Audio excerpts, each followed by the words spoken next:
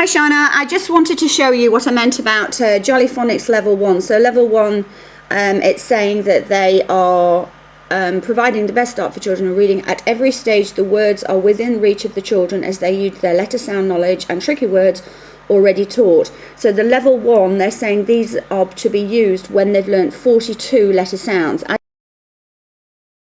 As you can see by the actual books, star and fish, R being a blue level sound pick, sh, rocket. So they certainly couldn't read these when they're first starting to read with s, at, put, it, Level 1 features words that are spelt regularly and can be sounded out with the 42 sounds. So this is what I'm saying. This is just isn't suitable for our children. So with the prep teachers, let's go ask them to go until we've got a hard copy Dandelion and Fitzroy and our SSP one. Get them to go to speechsoundpicks.com, and then if the children are still at their green level, so that they can read straight away, go to green level, and then they can actually read all of those with just SatPin, so that they're actually putting their code knowledge into meaningful context. It'll load. Now on the school server, I think Damon said that you would need to put do something or other, but they've got this and I actually quite like it because they can flip it. So we've got just SatPin, so these are created just with SatPin, and the D is from the purple level, although they can have it as a helpful word, or they can work it out. On most of the books that I've done since then, we've actually got the speech sound detective looking at this one to say, we'll figure it out. It is Nan. Nan spins, and if you use these on the whiteboards, they're all animated so that he really does spin or whatever. It is Stan. Nan spins, and Stan naps. So there's our SSP Book Tier. Let's have a look at another one. Green 2. So within their first week or so, 2 weeks of school, they can be doing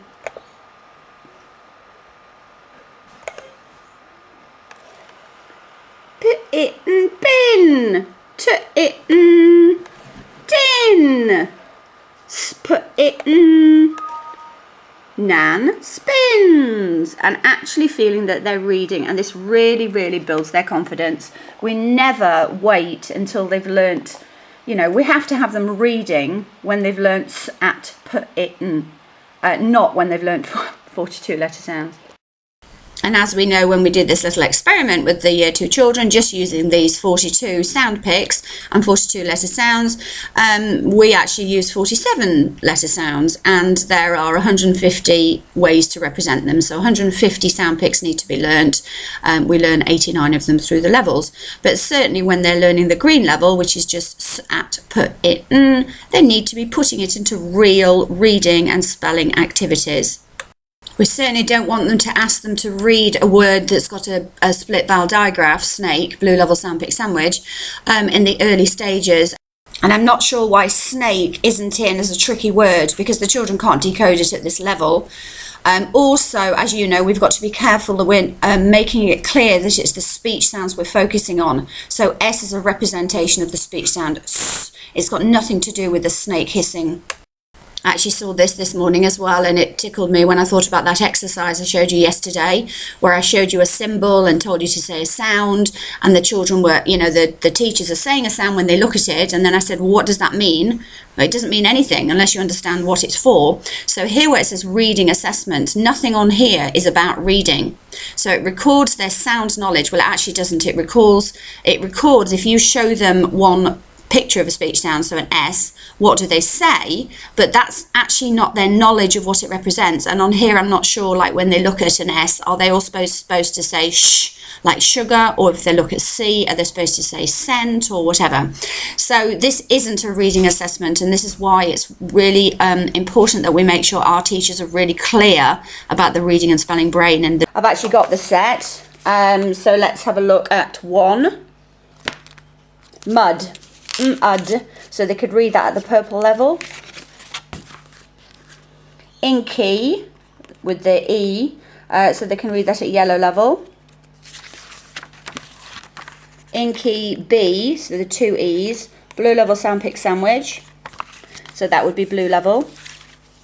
Blue level, yellow level, yellow level, purple level, purple level, yellow level. Let's have a look.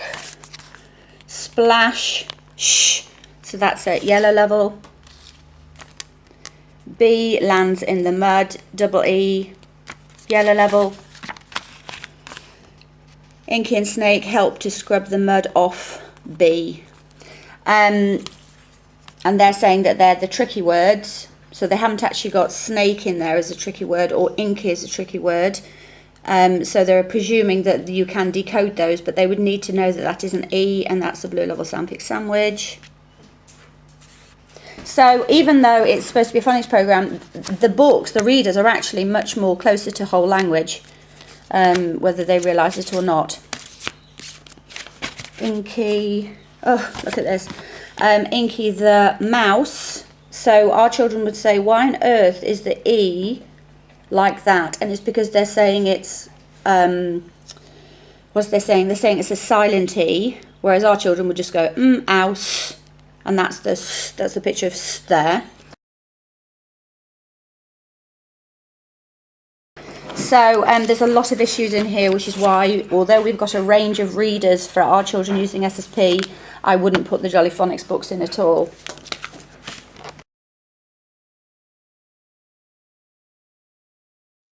So on SSP Green, let's use SSP Readers and also the Pocket Rocket ones, which also link into SSP Purple. When we're on SSP Purple, we can really start on the Dandelion Readers.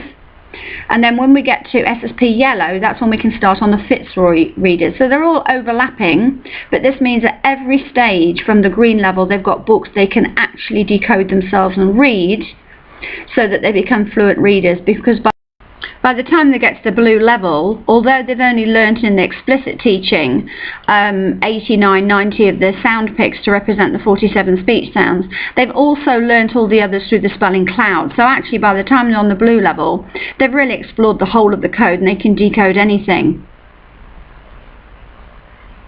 This is why children are able to learn to read and spell in 4 terms, regardless of when they start it, whether they start at the beginning of prep or whether they start it when they're 14. This is why every child is reading and spelling, because everything is scaffolded.